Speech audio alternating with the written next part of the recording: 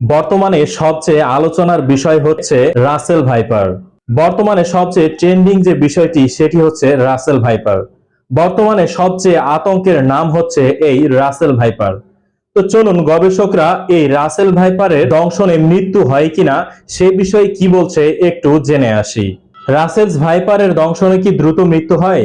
গবেষক মোহাম্মদ আবু সাইদ বলছেন, Russell's viper কামড় দিলেই রোগী মারা যায় এটিও সত্য নয়, বরং রোগী সহজে মারা যায় না। ন্যূনতম 72 ঘন্টার আগে সহজে রোগী মারা যায় না।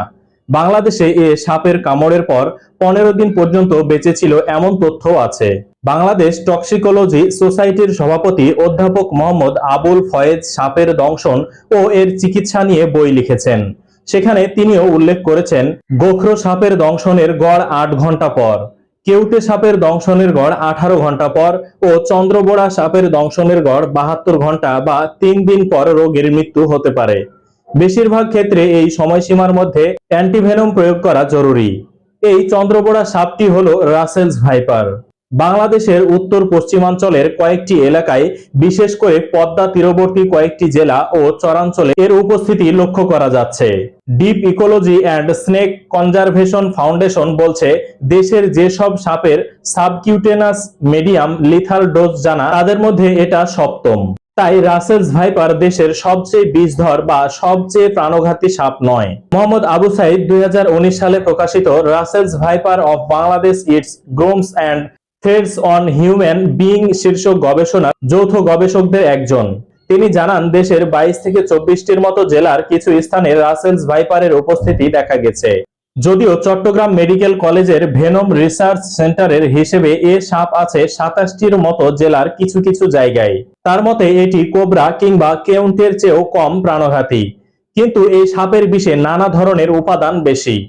ফলে চিকিৎসায় বিলম্ব হলে বহুমাত্রিক জটিলতা তৈরি করে শরীরে। সেজন্য তখন আর অ্যান্টিভেনম দিয়ে কাজ হয় না। ক্রমান্বয়ে ফুসফুস, কিডনি আক্রান্ত হয়। এক পর্যায়ে অনেক রক্তক্ষরণ হয়, তখন আর রক্ত দিলে শরীরে তা থাকে না।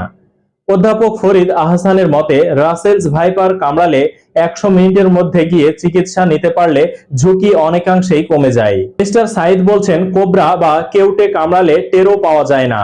অনেক সময় কিন্তু রাসেলস ভাইপার কামড় দিলে জায়গাটা সাথে সাথে ফুলে যায় এবং সাপটি সাথে সাথেই চলে যায় না। সেজন্য কামড় দেওয়ার পর সাপটা দেখা যায় বলে রোগী বা অন্যরা নিশ্চিত হতে পারে। একজন চিকিৎসক দ্রুত অ্যান্টিভেনম প্রয়োগ করতে পারেন। সেটি হলে ঝুঁকিও কমে যায়। এ কারণেও এটি অন্য বিষধর সাপের চেয়ে কম আতঙ্কের, বলছিলেন তিনি। অবশ্য deep ecology and snake conservation foundation বলছে, বাংলাদেশে ব্যবহৃত পলি অ্যান্টিভেনম দিয়ে রাসেলস ভাইপারের বিষের চিকিৎসা হয়। তাই অ্যান্টিভেনম নেই কথাটা মিথ্যা। তবে প্রশিক্ষিত ডাক্তার, অ্যান্টিভেনম সাপ্লাই এবং আইসিইউ এর স্বল্পতা আছে। জমি বা ক্ষেতে এই সাপ ছড়িয়ে পড়েছে বলে যে প্রচারণা চলছে সে বিষয়ে তিনি বলেন, মানিকগঞ্জ সহ কয়েকটি জায়গায় চরাঞ্চলে যেখানে আগে চর ছিল সেখানে সব পরিষ্কার করে খামার বানানো হয়েছে। ফলে সাপের থাকা ও খাবার সংকট তৈরি হয়েছে। আবার কিছু এলাকায় জমিতে এখন একাধিক ফসল হওয়ায় শিয়াল, খাটাস, বেজি, গুইসাপ আর নেই বললেই চলে। ইকোসিস্টেমটাই নষ্ট হয়ে গেছে। আবাস থেকে বিতাড়িত হয়ে তারা এখন কচুরিপানায় ভেসে পদ্মা, মেঘনা, যমুনায় ভেসে ছড়াচ্ছে। কিন্তু তারপরেও এ নিয়ে আতঙ্কের কোনো কারণ ঘটেনি, বলছিলেন তিনি। তিনি বলেন, মানুষ একটু সাবধান হলেই সাপের কামড় থেকে রক্ষা পাওয়া সম্ভব। রাসেলস ভাইপার তেড়ে এসে কামড়ায় বলে যে প্রচার চলছে সেটিও সঠিক নয় বলে জানিয়েছেন অধ্যাপক ফরিদ আহসান। তো রাসেলস ভাইপার নিয়ে আরো ভিডিও নিয়ে আসবো আপনাদের সামনে। আজকের ভিডিওটি কেমন লাগলো অবশ্যই কমেন্টে জানিয়ে যাবেন এবং ভিডিওটি শেয়ার করে সবাইকে দেখার সুযোগ করে দিবেন। ভালো থাকবেন, আল্লাহ হাফেজ।